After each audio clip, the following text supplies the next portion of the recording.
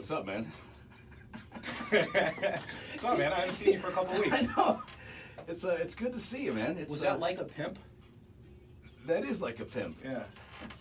You're on that '90s, 2000s rap, aren't you? I'm a big '90s hip hop guy. James Stevenson from Precision Auto in West Springfield. Good to have you back, man. Yeah, nice to see you. How was your vacation last week? It was good. Ran down to Baltimore for a couple days to watch the Sox.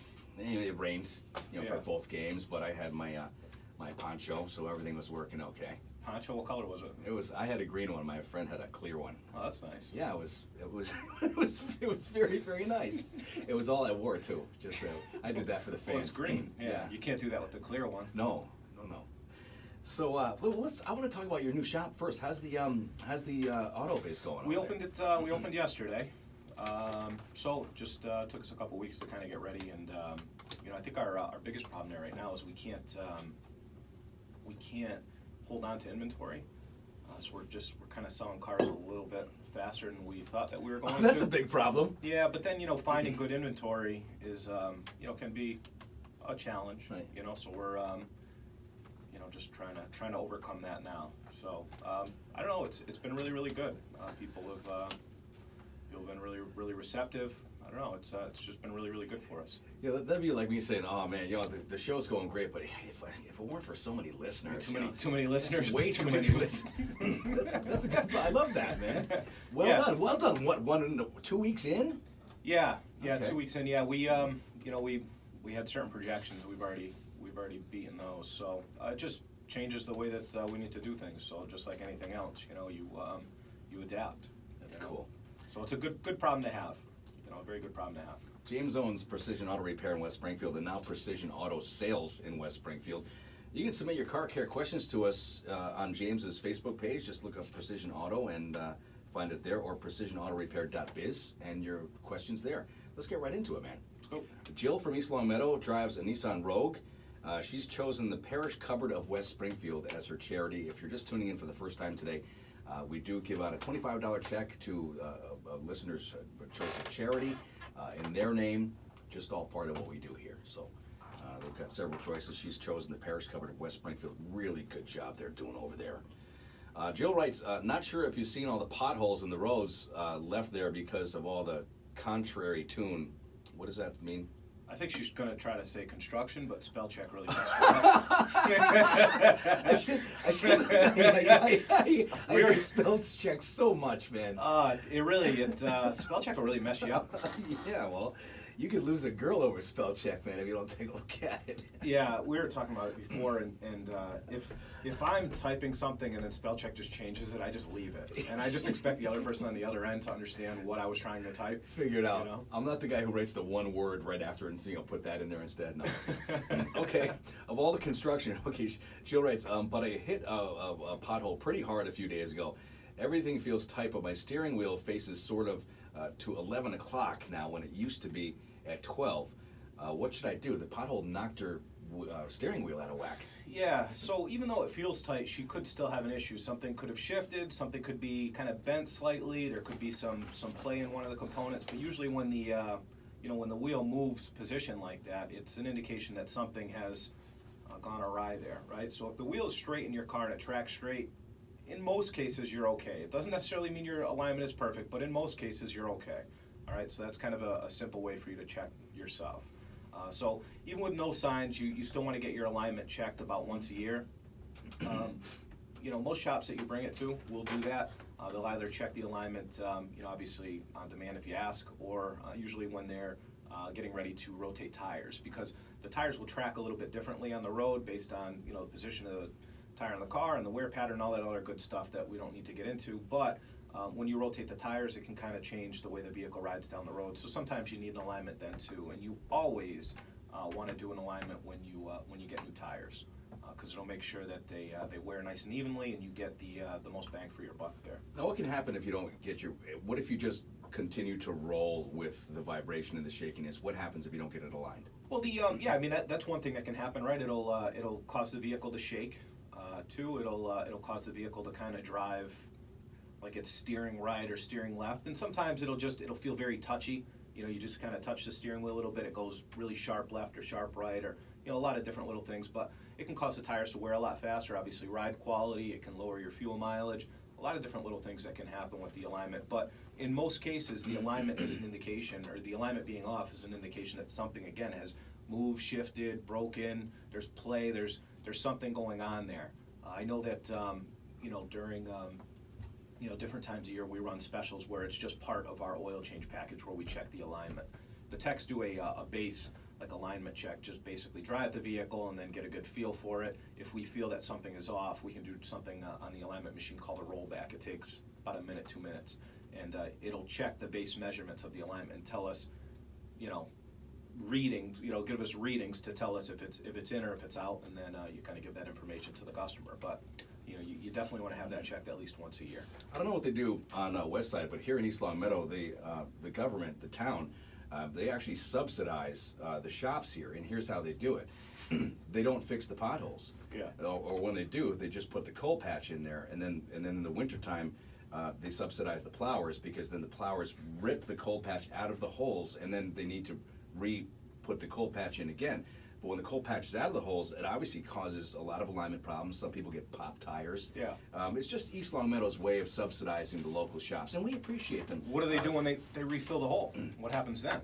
Oh, they refill it with the coal patch, and then the plowers just rip it up the next winter. But then what happens? Well, then the pothole's back, and then they refill it again. But then what happens after that? And then the plower comes through again and rips it up. And then? And then they fill it, then it gets ripped up, and they fill it, gets ripped up. It's this thing that goes on. Like, When does it stop? It doesn't stop. I mean, well, look, why address an issue with a permanent solution when you can continue to nickel and dime people? James, what kind of business person are you? I don't know. Sorry, I I did think not mean that. we should get into road repairing. Yeah, I guess, well, I got a pickup truck. We could probably put some cold patch in the back of that thing and shovel it around, and just have you in the back just throwing that stuff down on the road. We'll just back over it. that sounds like work. Flatten it out. I got no interest in that at all. You're listening to Boys Under the Hood. James Stevenson from Precision Auto in West Springfield joins us every Tuesday. Precision Auto Repair, and now Precision Auto Sales. If you're in the market for a vehicle, definitely drop by and say hey to him. You can submit your questions on James's Facebook page, Precision Auto. Just search it, or precisionautorepair.biz. Brittany in Chicopee drives a Hyundai Tucson, and she's chosen Horizons for Homeless Children. Nice. She writes, James and Pat, I love the show. You should have James do a swimsuit calendar for charity. That just kind of hurt my feelings, because nowhere in there is my name mentioned. Like, why? She said Pat at the beginning. No, but it says specifically you should have James do a No, swim. she forgot. Oh, Spell check that. yeah, okay. Would you be willing to do that? Let's do that. Let's How go. much do you think a calendar with like two semi-fat hairy guys You, would generate in revenue? Okay, just to be clear, I'm not semi-fat. I'm just fat. No. And you're not semi-fat at all, James. You could lift a truck. Not like a Matchbox truck. We're gonna work on that, but I'm not gonna take the pictures. That'd be weird. Do it. Come on. She said Right. she addressed the question to both of us. Okay. I'm sure you have a camera. People are so weird, man. So Is it Speedo or is it board I was gonna shorts? say, someone walks in here. What are the specifics on that? You're in a banana hammock. I got my shirt off just for the hell of it, taking pictures of you. Might be, Okay. Might be weird. She- It's out of context. That's the thing. If they walked in, if Lenny walked in and saw that, Oh, but He once, just- once we explain it to him, it'll be fine. I'm no, sure. he'll be. Let me tell you something. Lenny would join right in. Okay. Brittany writes, I went to a place for an oil change and they changed my transmission fluid. A few months later, I went to my regular mechanic and they said that my transmission fluid is low and the fluid is leaking from some gasket. Then they showed me. I went back to the oil change place and they said the shop lied and doesn't know what they're doing. There is no leak and the fluid is full. I'm confused. She says she saw the leak. So, I don't know. I guess I'm confused too. I mean, at this point, it really doesn't matter who's right and who's wrong. You need to get that leak fixed, and you need to get that fluid filled. So, you know, maybe in some cases you want to get another opinion, but it seems like that the shop that you brought it to is kind of legit, right? Like they brought you out, they showed you what was going on, they showed you the fluid, they showed you the leak, they showed you all that stuff, and then you brought it back to the place that potentially, right, or allegedly, maybe, I don't know, whatever, made a mistake, So maybe they're trying to, I don't know. I mean, there's three sides to every story, and the customer's kind of stuck in the middle. So, you know, Brittany, if the shop has showed you all that stuff and you trust them, then maybe just have them fix that, and then, you know, see if the Quick Lube can help you with, you know, maybe reimbursing you for a repair that potentially they caused, or maybe it's just something completely different. Like, this is tough because we don't have a lot of information.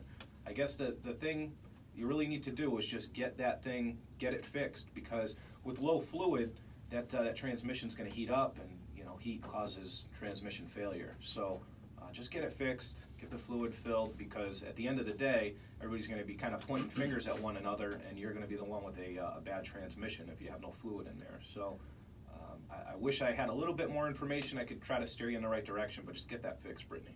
You're listening to the Boys Under the Hood. James Stevenson from Precision Auto in West Springfield, and now Precision Auto Sales in West Springfield. Submit your questions at the Precision Auto Facebook page or precisionautorepair.biz. We do this every week on Tuesday at 8 o'clock. We're going to take a quick break, but when we come back, we're going to take a question from a guy that wants to know why James won't give him prices on jobs without seeing them first, and why James won't answer his questions anymore. James! I got to tell my dad to stop asking questions. You like my dance moves? I have this vision of you like driving through like a gas station parking lot, just playing this really, really loud, like lean back, windows down, fuzzy dice hanging from the mirror, and you just cruising through a gas station, just bumping this. Is that true? Did I see that, or did I imagine that? No, you imagine that. I thought you were going to add the part at the end where I get pulled from my car and get beat up. Wait, have you seen the movie Office Space, right? Amazing. Remember the very beginning when he's stuck in traffic and he's like, "What's up?" Right? Love that. That is a really good movie. Yeah, I love Because that. everybody's had printer trouble, right? Oh yeah. Oh, Oh, the stapler. The, See the my best, stapler? the best is like when they're dragging him away from the copier. Yeah. And he fights him off and gets back, just get a couple more kicks in like that. So good. Welcome back to Boys Under the Hood. James Stevenson from Precision Auto in West Springfield, and now Precision Auto Sales in West Springfield. And this really sets up kind of a cool thing for people who are looking for used cars, because you've got the person who's inspecting the car and servicing the car, selling the car. So you know where it came from, you know it's done right, you know it's ready to roll. So just give you a heads up there. If you're looking for a vehicle, definitely check it out. I'm sorry for the shameless plug there, James, but I love the concept, man. How's things going Thanks, over there man. for you? Everything's good. Yeah, everything's good. We've been selling a lot of cars out of there, and we only opened yesterday, so we've been people have been popping in while we're still trying to get the place ready, and you know, we've been moving in that way. But it's been really, really great. You know, a lot of listeners coming in too. I love a lot of listeners. Yeah, been really good. I've had a couple people say that we've missed on the videos too on YouTube, which I Yeah, love. they've been calling us out. Yeah, I mean, one week I had to, I called in sick here, right? So I called in maybe a couple minutes before, and then you were on vacation, so we missed a couple weeks, but we'll get it back out there so they can see what you look like. You can submit your car care. Thanks. You can submit your car care questions to James anytime. The Precision Auto Facebook page or precisionautorepair.biz. Let's get right back into it. JP from Westfield drives an Acura. He's chosen the Horizons for Homeless Children for his charity. We're going to be donating a $25 check here at the end of Boys Under the Hood. JP writes, James, I'm hoping you can steer me in the right direction. I got a little sidetracked the other day and left my sunroof open. I went into the store, came out, it had downpoured. My car got soaked. I tried to vacuum it, but it smells awful now. And the floor is still wet. I know that smell. How do you get rid of it? That's awful. Baking soda? Well, you got to get all that water up first. All right, so there's a few different ways to do that. One, you could try to find a detail shop with something called an extractor. I don't know off the top of my head anybody that actually has one anymore. I know some of the older detail shops might have it, but you might want to just call around. That extractor will be able to suck that water out, and you know, because there's padding underneath the carpet, just kind of like in your house, and it'll just absorb it. Gets kind of, you know, Musty water. like Yeah, that, musty right? and water. Yeah, it's awful. A shop vac. Some people have good luck with shop vacs. They'll just continue to vacuum it out. They'll do that once, twice a day for a few days, and you know, hopefully get most of that water out. But you never really get it all doing it that way. The other and this is the most costly. You can either remove the interior yourself, or you could pay somebody to remove all the interior and then, dry it. So they'd remove the console, the seats, all that stuff, pull Wow. the carpet out, and then dry it out. We've seen people do that too. I'm not sure on this car, but on a lot of cars, and actually I don't think on this car, but on a lot of cars, and I know a lot of European cars, the computers and everything are all like underneath the carpet. So if water gets under there, you can find yourself in a very serious problem.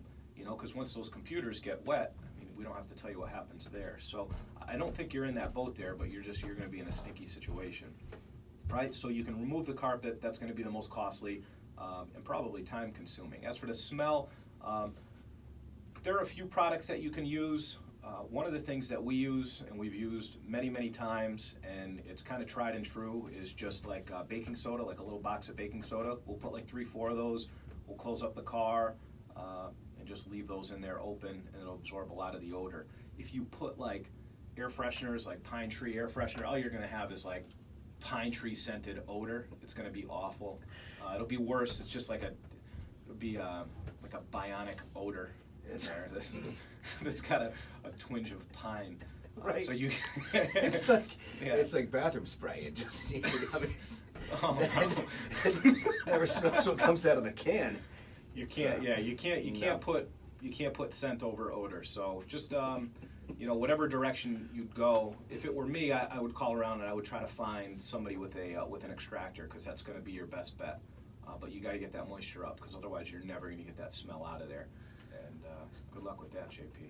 Rice is a good one too, by the way. If you just put a plate of rice and some baking soda as well, 'cause it'll Yeah. suck up the moisture. Have you ever like dunked your phone in water and then tried to dry it out with the rice? That is such jive. I mean, that used to work with like when we had flip phones, Yeah. when they had very little technology attached to it. But you try dropping a smartphone in the water and then drying it out. That's just rubbish. Let me tell you something. I would go back to a flip phone in 0.01 seconds if I could. I would also. The only thing that sucks about them is the texting part, where the A has like the number 1 has like 3 letters attached to it. I was a master at T9. Did you? Were you a T9 texter? I don't even know what that means. If there were, so T9 was like a kind of a smart text, right? And you could just enter. You could like hit, one number a couple times, and it would kind of almost know the words that you were gonna type, and you could just blast. Like, that was smart texting. Right. Not like this nonsense that we have now with spell check. It's. I don't even know how to take the spell check off of mine. I have no idea. Sometimes when I'll use something like something that's short, like I had an effing bad day, and you write FIN or FING. Changing it over to duck, isn't it? Right, and I'm like no. So I go back and I erase it and I try it again. And it does it again. Yeah. So I don't even know how to stop it. It's like it won't let me communicate the way I want to. It's frustrating. I would- If there were Olympics for T9 texting, I would win the gold. Hands down, I guarantee it right now. You could bring any other country and their best T9 texter. I guarantee. I would Even win. now, you've not lost a little bit of it? You think you can On the just get T9, it right back? Yeah, it was like riding a bike. you got it. You give me a flip phone by this afternoon, I'm ready to go. I miss the T9. You're listening to Boys Under the Hood. Sometimes we talk about cars. James Stevenson from Precision Auto, and also Precision Auto automobiles in West Springfield. Yeah. You can send your questions onto the Precision Auto Facebook page or precisionautorepair.biz. We've got one more to get to. Dan, who doesn't have a town, he writes, I have a few cars. Why he wrote, it doesn't matter which town I'm from. Did he really write that? Because I was just He trying wrote, to. it doesn't matter which town. I was trying to go over that. What kind of car do you have? I have a few cars. Oh, this is going to be good. Greater Springfield Habitat for Humanity he's chosen for his charity. And this is a long one. Dan writes, let me first start by saying that I'm disappointed in the charity selection. I only picked this one because I can't ask a question if I don't choose one. So don't make a donation in my name. Okay. I liked it better when the listener got the money. So you should change that back, because people will stop listening if you don't. I'm in marketing, so I know these things. Oh, jeez, Dan. Next, I've called, emailed, emailed again, and I can't get you to give me a price on fixing my engine noise, even though my mechanic already looked at it. I checked and see that I've reached out a total of 23 times. You responded only 4 times. That's unprofessional. I already told you many times I know what my engine noise is and that I have the parts. It's just a bad cam, but you insist on seeing the car, and now you just won't take any of my calls or respond to my emails. Doesn't make much sense why you can't use my parts either, since I have an account at AutoZone already. You need to fix my car because no other shops will take my parts, and I need my car. All right. What was this guy's name? Dick? Oh, sorry. Richard, yeah. Yeah, it's sorry, Dan. Okay, let's be. All Let me right. handle the first part of this, because the reason we changed from giving people money to writing checks to local charities was to improve the neighborhood. Dink. So that's just D-ish to even jump on that. And secondly, if you're in marketing, I hope that your approach to marketing is a little gentler than telling somebody, you need to fix my car. So I wish he put his marketing business down here, because he must be brilliant. yeah, I don't know. So I don't mean to get mad, but that's You know, uncorrect. it- All the no, it positive stuff doesn't. that So- happens here, that's ridiculous. Well, I can tell you with this guy, like this is it's kind of borderline creepy. The guy did reach out, he did ask us, and we told him that, you know, with an internal engine noise, we need to be sure what it is so that we can properly quote it. If we went and we told the guy, we said, hey, look, Dan, it's gonna be $10 to fix your car. And then he comes in, right? We give him that $10 price based on him saying it's just one cam. Right. The cams don't just fail. Like, there's an oil pressure issue, there's something mechanical that went wrong and caused this, you know, part that doesn't go bad to go bad. There's something else wrong in there, and he just doesn't quite understand that. So 4 emails back to this guy were almost 3 too many. You know, we asked him for the appointment, we asked him for the appointment again, and he started kind of getting aggressive. So yeah, we stopped contact with him. 23 times. Like, at what point do you not get, like, we don't have to service your car. If you want to treat us like garbage, we're just not going to respond to you. Well, So and here's the part of it. Dan, go to the store, go to Arnold's and buy a really nice steak. They've got great meat there.